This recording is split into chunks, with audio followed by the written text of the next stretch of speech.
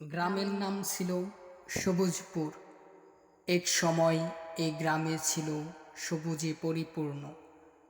প্রতিটি বাড়ির আঙিনায় ছিল বিশাল বিশাল গাছপালা, পাখির গুঞ্জন, হাওয়ার শো শো শব্দ, আর সেই প্রকৃতির মধুর পরিবেশ। কিন্তু ধীরে ধীরে সেই সবুজপুরের পরিবেশ বদলে যেতে শুরু করলো। কাটতে লাগলো গাছপালা, আর সেই সাথে হারিয়ে যেতে লাগলো প্রকৃতির সজীবতা। একদিন সবুজপুরে আসলো এক যুবক, তার নাম সবুজ। তার বাবা মা তাকে ছোটবেলায় থেকেই প্রকৃতিকে ভালোবাসতে শিখিয়েছিল। তাই সে সিদ্ধান্ত নিল যে সে তার গ্রামকে আবার সবুজ করে তুলবে। সবুজ তার মিশন শুরু করল। প্রথমে সে গ্রামের লোকদের সাথে কথা বলল। তারা সবুজের পরিকল্পনা শুনে খুবই খুশি হলো। সবাই মিলে তারা একটি পরিকল্পনা করল।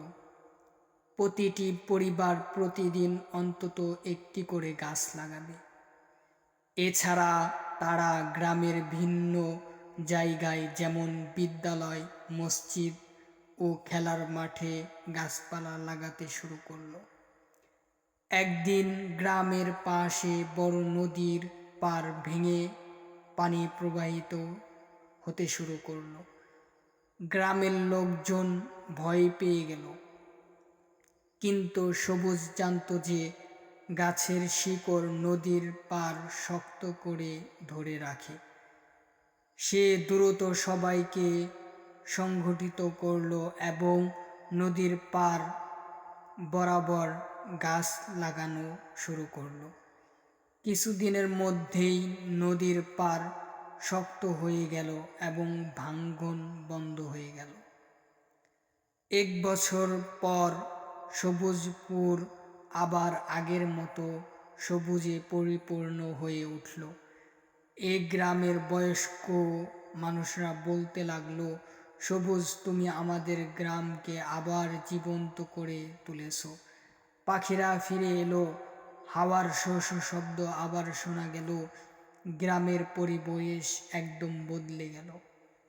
গ্রামের লোকজন সবুজের প্রতি কৃতজ্ঞ থাকলো, কারণ সে তাদের আবার প্রকৃতির মাঝে ফিরিয়ে নিয়ে আসলো। সবুজ জানত একটি গাছ লাগানো মানে শুধু একটি গাছের জন্ম নয়, বরং একটি নতুন জীবনের শুরু।